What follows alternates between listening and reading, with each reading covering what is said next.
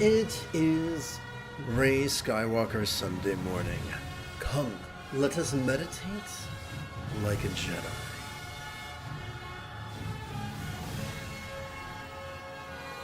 We're going to begin with, let's see here, gotta push the right button in the right sequence. Here we go. We begin with Yongjie Xuanjui's Song of Enlightenment, translated by Red Pine, adapted and amplified by yours truly.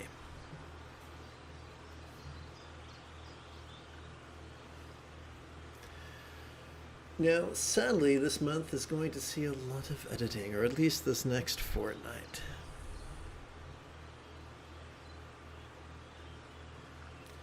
So please chant with me. Know the words of the Buddha, know their source. Do not overemphasize the emptiness of Samadhi wisdom's light. So there are some people who say that the way of Chan is beyond the scripture. That's just a slogan they teach tourists.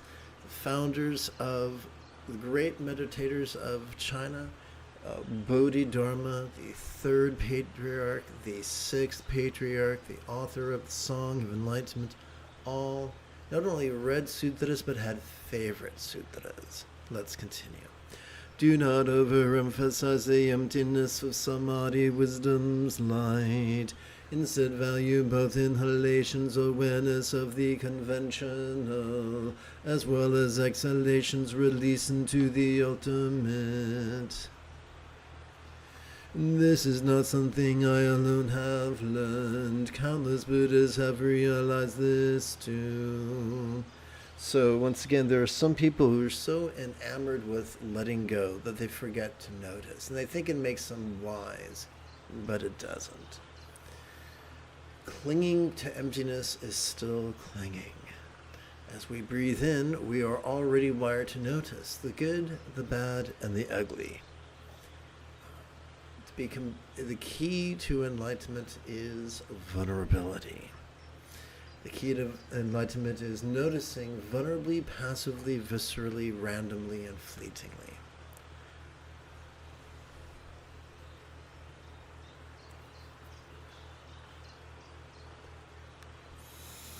Now let us turn our attention to the latest iteration of easy meditation. Please chant with me. Whatever comes, may all beings let it come. Whatever stays, may all beings let it stay. Whatever goes, may all beings let it go.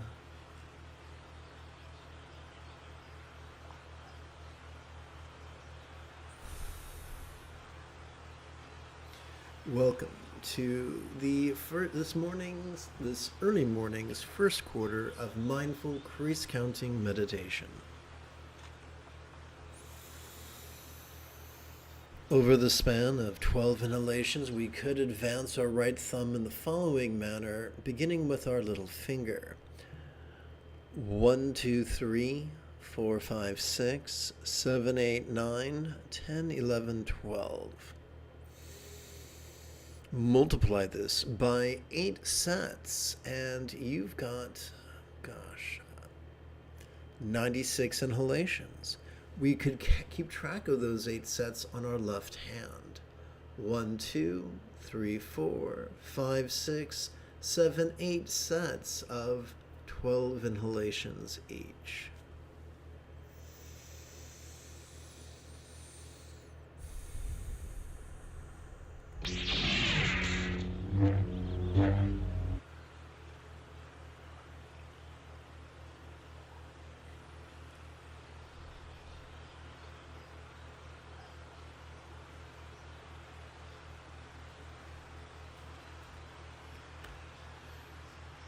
Doing so, we could gently invite our real or imagined subtle energies to coalesce in the bladder region of our lower abdomen.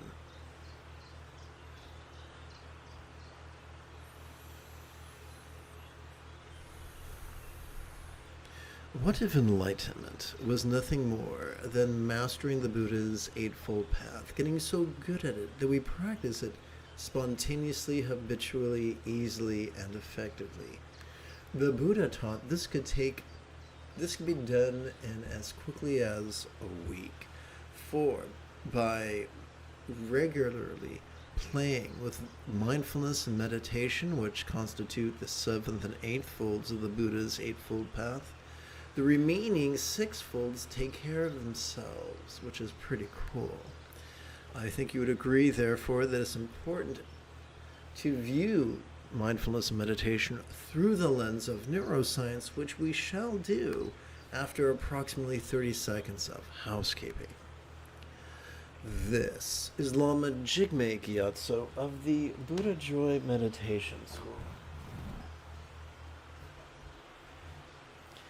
For more than 30 years, I've spent about 8 hours a day, almost every day, studying, practicing, mastering, and reverse engineering the teachings and techniques of each school of meditation so that you would not have to.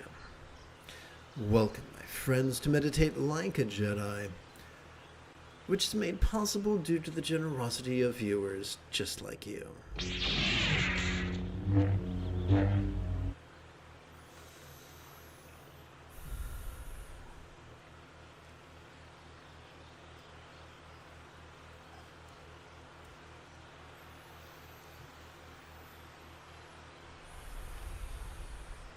Let us explore the neuroscience of mindfulness. Every time we inhale, whether we know it or not, we access the sympathetic nervous system ensconced within the middle third of our spinal cord. This bad boy has evolved to help us to notice vulnerably, passively, viscerally, randomly, and fleetingly. But notice what? Notice mind's antics of perception. You know, seeing, hearing, feeling, tasting, smelling, and the like, including emotion, intention, cognition, recollection, and imagination.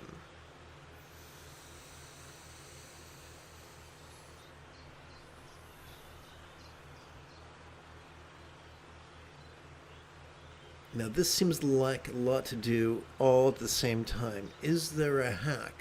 Yes. Yes, there is.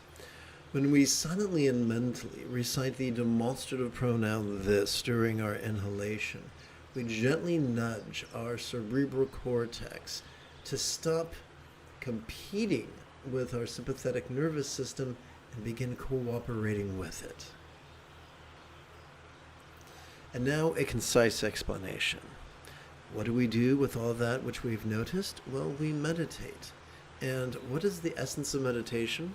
When we silently and mentally recite the one-syllable verb ease during our exhalation, we are empowered to physically relax and mentally release to such a degree that what we noticed during the previous inhalation could fleetingly feel less tantalizing, less permanent, and less defining.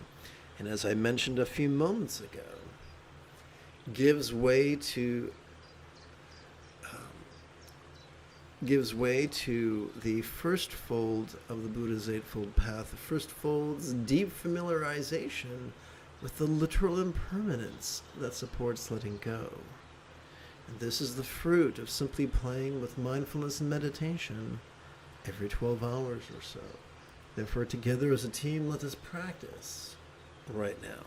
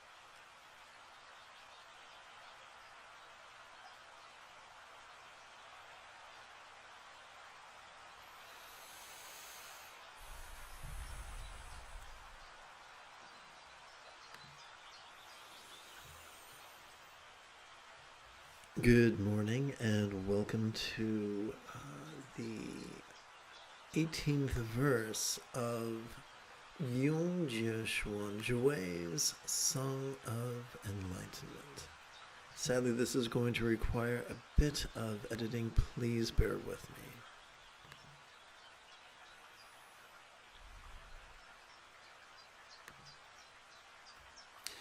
The lion roars and speaks without, together. The lion roars and speaks without fear. Lesser beasts hear and cower in fright.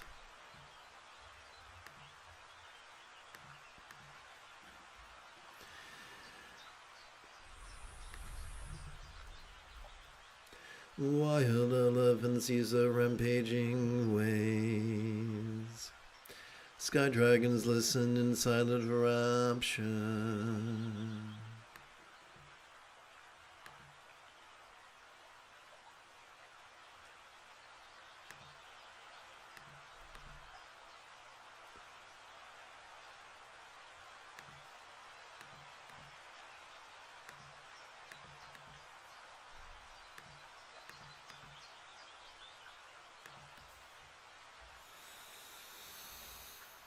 Oh, right. So the lion's roar is a metaphor for the Buddha.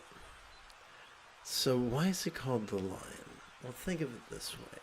Most of us are conditioned to yearn for power, prestige, wealth, and pleasure. He was born into those things as a prince, and he forsook those things not out of renunciation, but out of desire for something even better, peace and love. The thought of renouncing such things, the thoughts of seeing the vanity and emptiness of things is frightening for those of us still conditioned by religious patriarchy.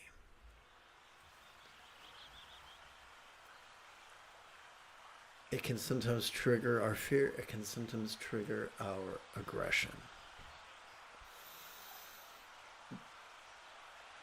But there have always been a minority of humans who were more drawn to matriarchy's spirituality, who are less drawn to being rigid, fearful, controlling, elitist, cryptic, competitive, and cruel, and more drawn to being flexible, loving, rational, laid-back, egalitarian, lucid, cooperative, and kind.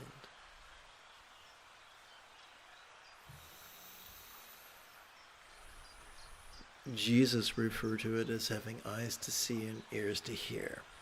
The Rock referred to it as, can you smell what the Rock is cooking? Which seemed a little absurd to me when I first heard it. But I'm sure he's laughing all the way to the bank.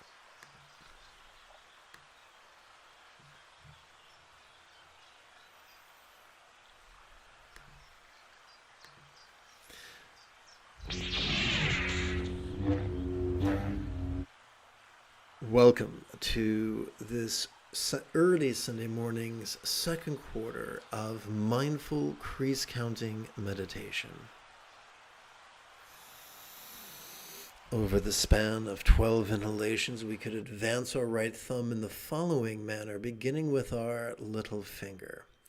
1, 2, 3, 4, 5, 6, 7, 8, 9, 10, 11, 12. Multiply this by 8 sets, and you've got 96 inhalations. We can count those 8 sets on our left hand. 1, 2, 3, 4, 5, 6, 7, 8 sets of 12 inhalations each.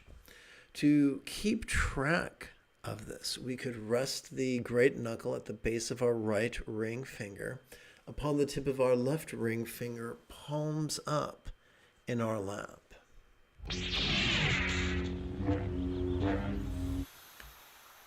Doing so could gently invite our real or imagined subtle energies to coalesce in the navel region of our mid-abdomen.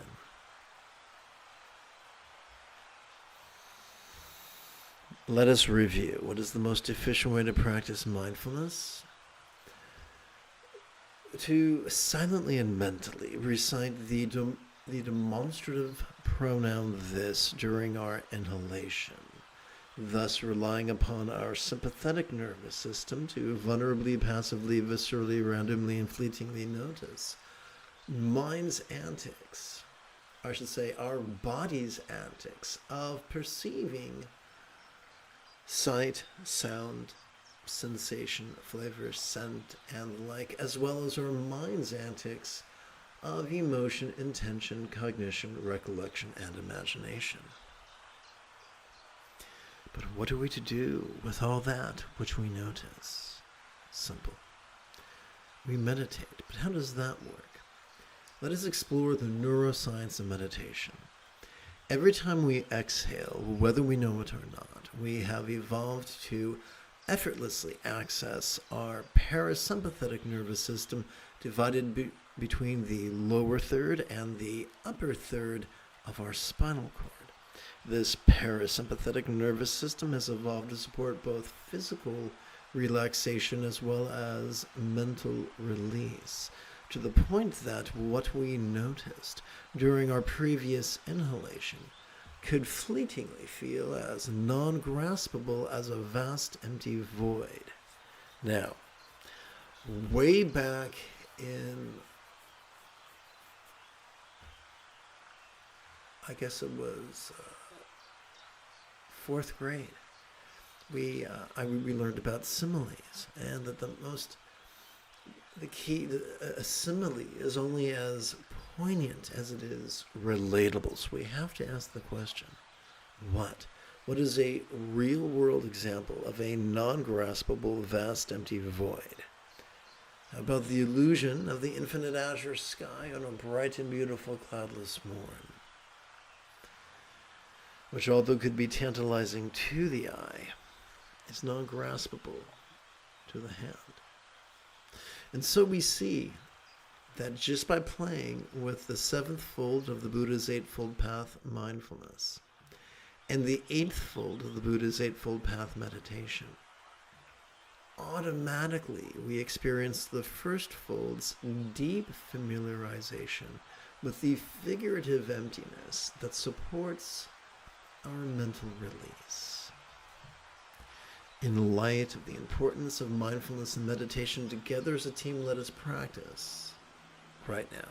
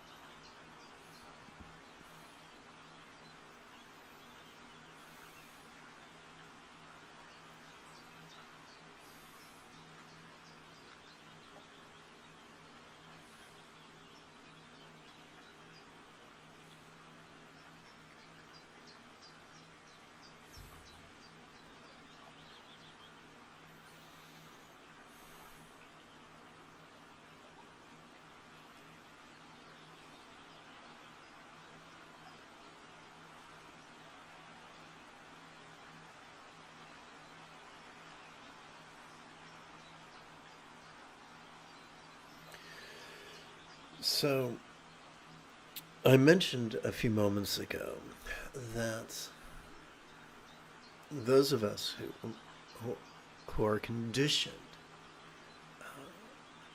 by religious patriarchy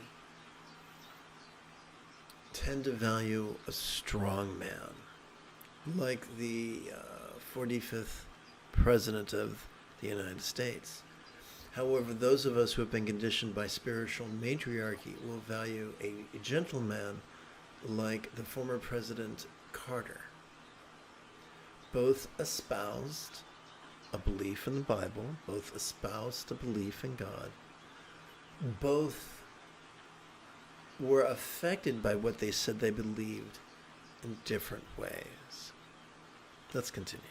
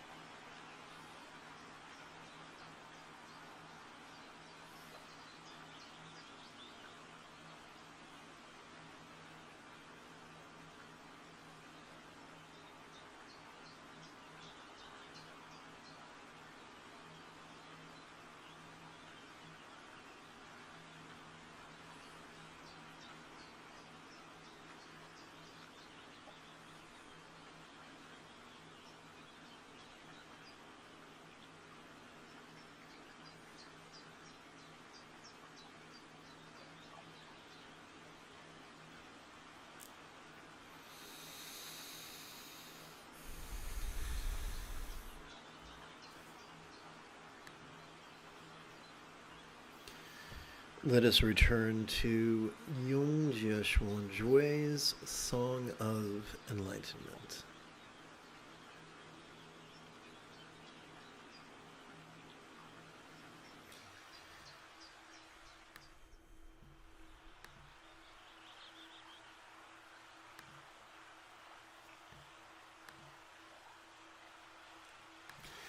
I have traveled great rivers, crossed mountains and streams, seeking teachers and masters to better understand meditation.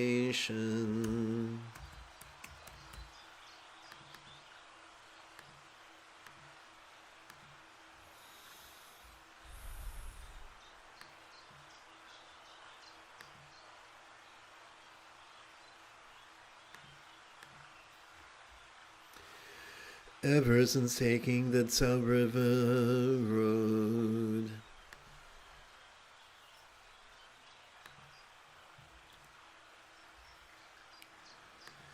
I have discovered that life and death have no hold on me.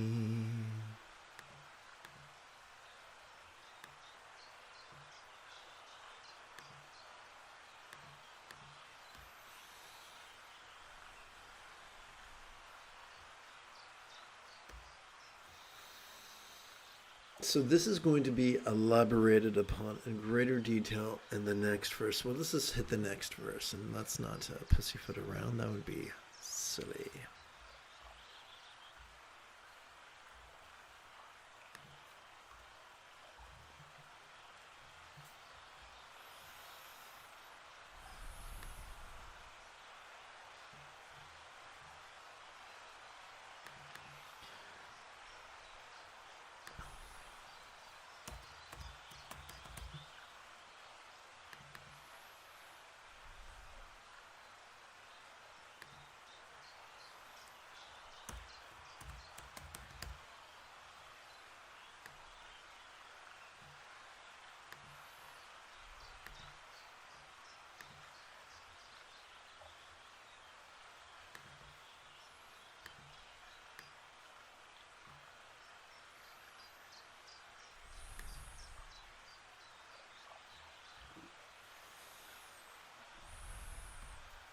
So let's return over here.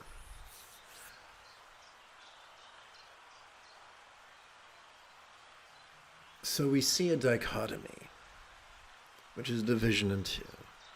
In the first half of the 19th verse, we see the seeker with all of the drama of a Tolkien saga.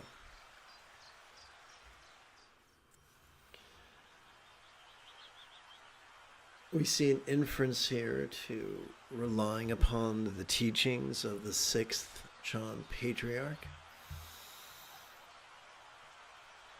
and the simplicity of meditation, the simplicity of relaxing and releasing in harmony with our exhalation to let go of whatever it is that we noticed during our previous inhalation to such a degree that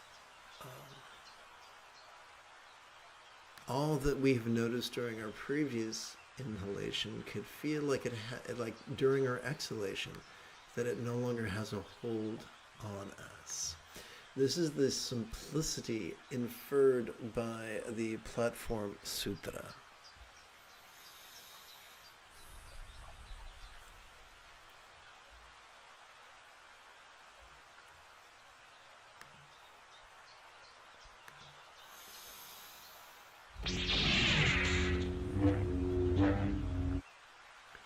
Welcome to this early morning's third quarter of mindful crease counting meditation.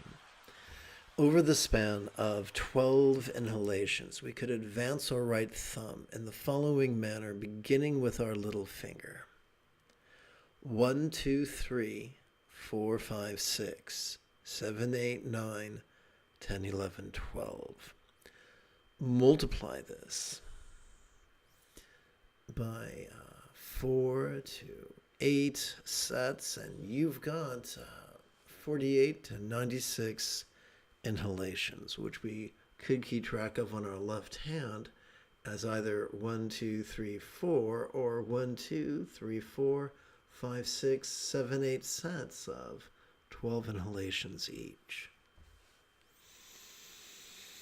To keep track of this, our third quarter, we could rest the great knuckle. Oopsie, wrong hand. We could rest the great knuckle at the base of our right middle finger, upon the tip of our left middle finger, palms up in our lap. Doing so could gently invite our real or imagined subtle energies to coalesce in the heart region of our chest.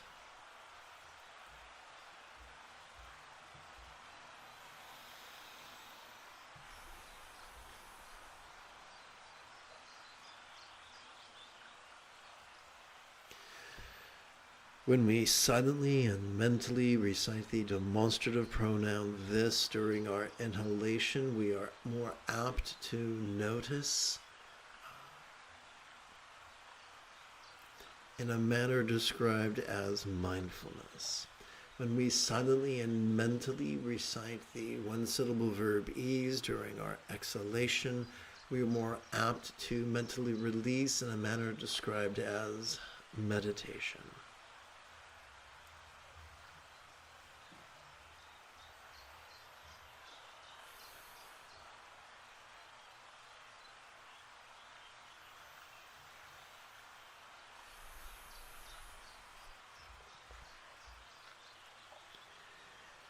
Sturgeon's law reminds us that 90% of everything sucks, but what could that suckiness look like?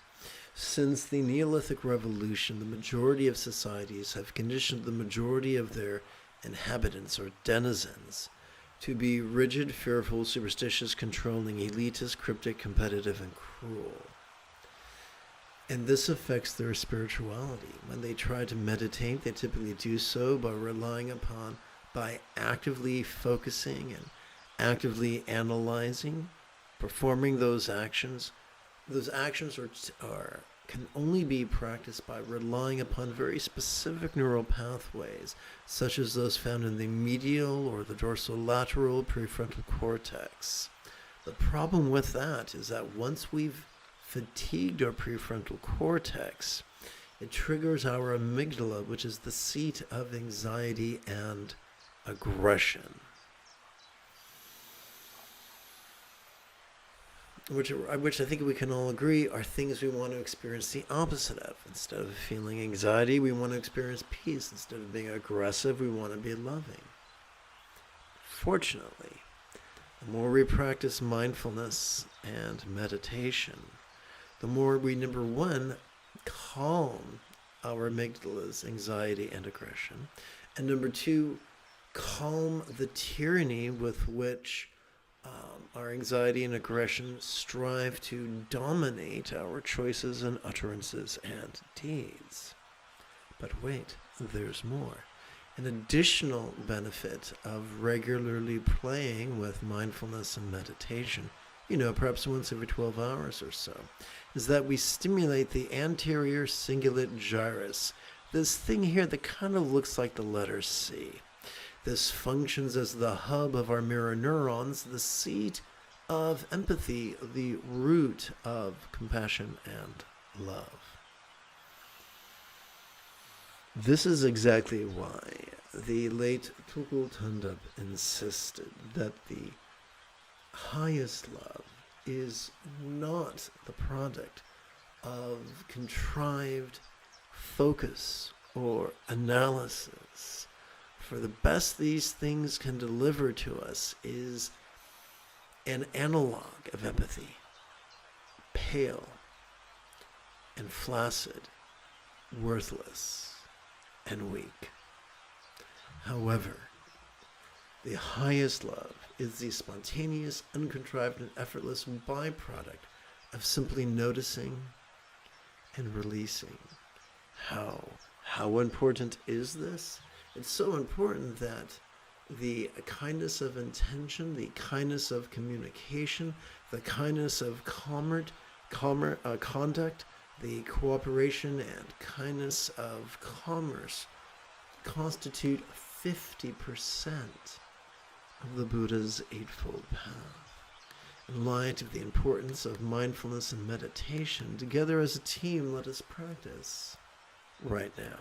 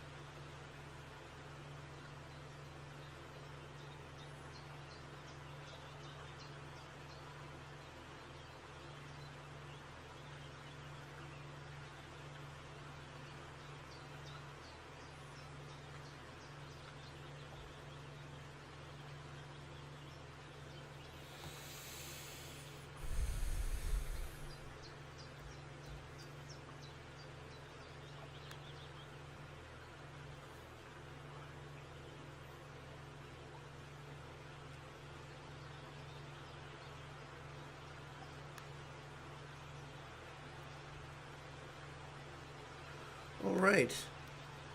We return to the fourth and final selection for this early morning's live stream.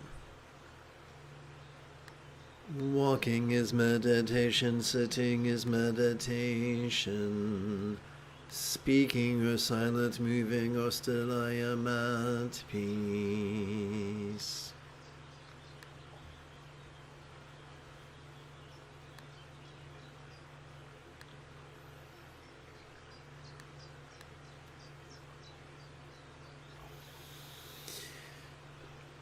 Even the knife point I remain unmoved.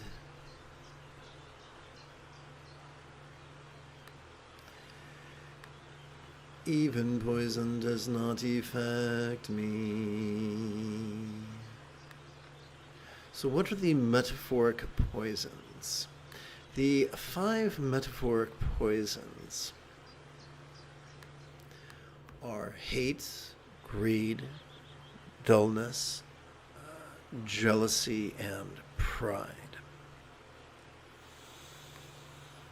Now, we are wired to notice whatever poisons are cartwheeling across the stage of our mind during each inhalation.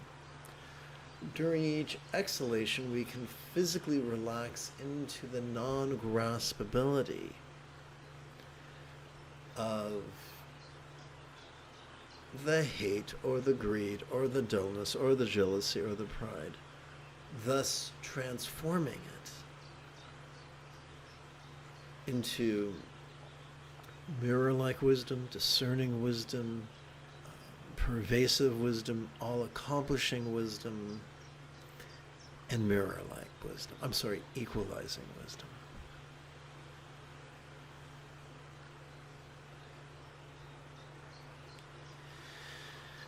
Before my teacher met Dipankara,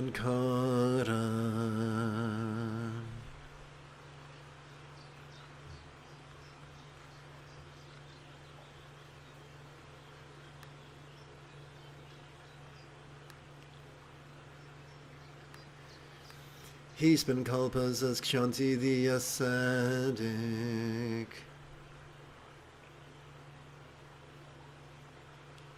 So kalpa is just the Sanskrit word for aeon. So aeon here refers to the length of time it takes for a universe to generate and be destroyed. It's used here clearly, figuratively.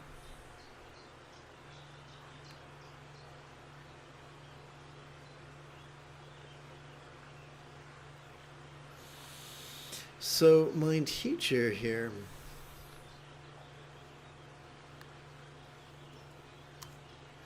is a reference to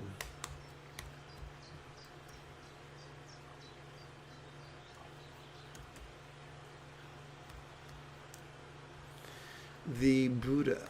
So in a previous passage we read earlier today, earlier during this lesson, the author of this text, it was imploring those who are reading this text to be well acquainted with the teachings of the Buddha. Consequently, both the author of this Shastra as well as the 6th Zen patriarch, or Chan patriarch, both considered their teacher to be not a human of flesh, blood, and bone, but the Buddha, whose words were represented in the sutras. So we're going to continue here.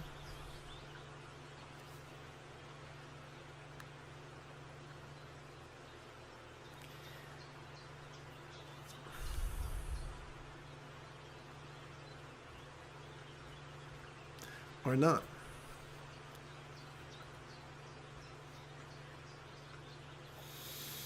So the self-contained lesson is as follows.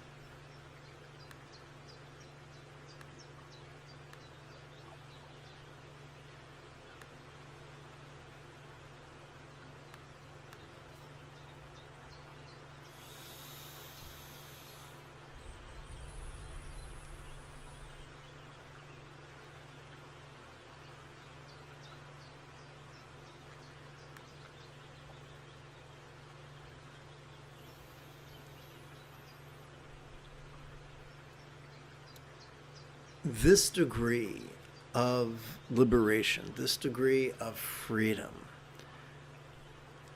from the tyranny of anxiety and aggression comes to us simply from applying the Buddha's teachings. Buddha's teachings to notice with great vulnerability as we breathe in, Buddha's teachings to physically relax and mentally release as we breathe out, as taught in the set of teachings known as the 7 Enlightenment Factors.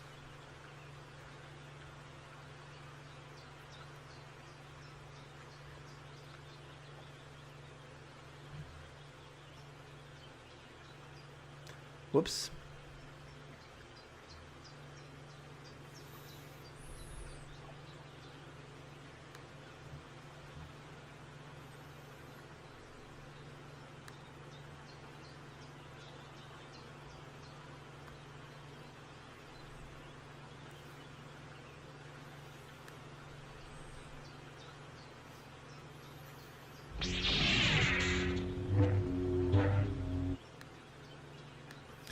Welcome to this early morning's fourth and final quarter of mindful crease counting meditation.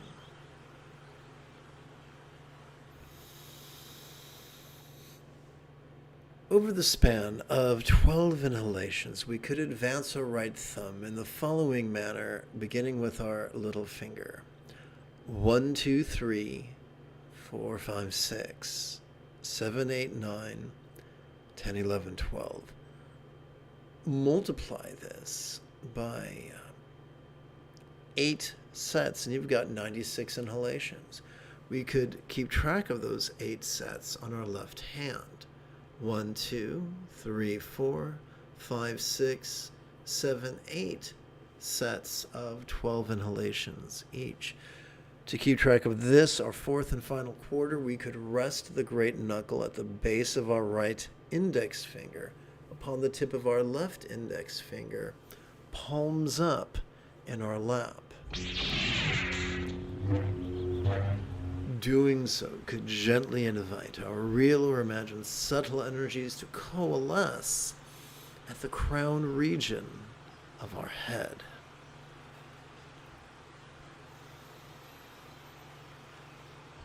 What is the most efficient way to practice mindfulness? When we silently and mentally recite the demonstrative pronoun this during our inhalation. Thanks to our sympathetic nervous system, we are wired to vulnerably, passively, viscerally, randomly, and fleetingly notice 3 categories of observations. The first category that we notice are simply mind's antics of perception, emotion, intention, cognition, recollection, imagination. But we can also notice that of all these phenomena, some we desire and some we dread.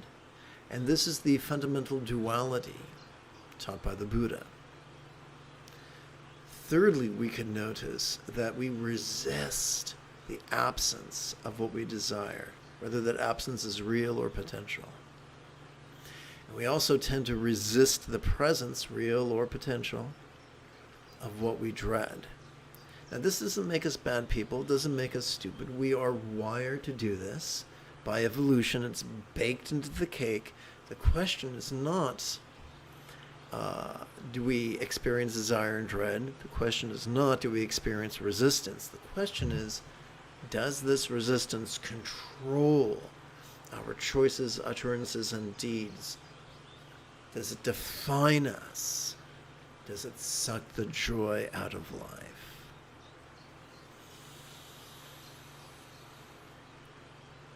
There are many people in prison, not all of them, but many of them are men who cannot control their impulses of anxiety and aggression. So this could be useful to transcend. Now, it can also be scary, and we can say to ourselves, hey man, am I being asked to be a doormat to life's muddy boots, just to have life's muddy boots scrape their muck across my face? Is that how I want to live the rest of my life? And here's something really cool. The more we practice, the more we play with mindfulness and meditation, the more we will notice that our choices and utterances and deeds begin to flow from the effortless effort of love's centered spontaneity, which should not be confused with the scattered spontaneity we could experience after our fourth consecutive espresso, but rather the centered spontaneity that flows from a regular practice of mindfulness and meditation. And so you see that truly the entirety of the Buddha's path is made available to us simply by practicing mindfulness and meditation. So together as a team, let us practice right now.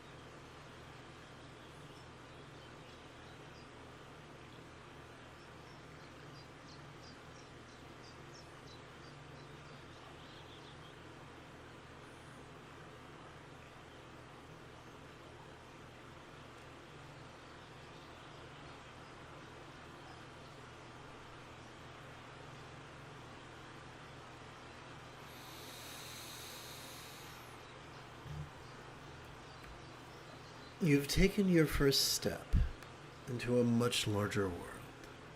If you feel that I have earned it, you could give this live stream a thumbs up. You could even help support this channel. In approximately 11 hours or so, I would very much like to return to lead today's evening meditation class, a group practice. And if you are as geeky as me, may the Force be with you always.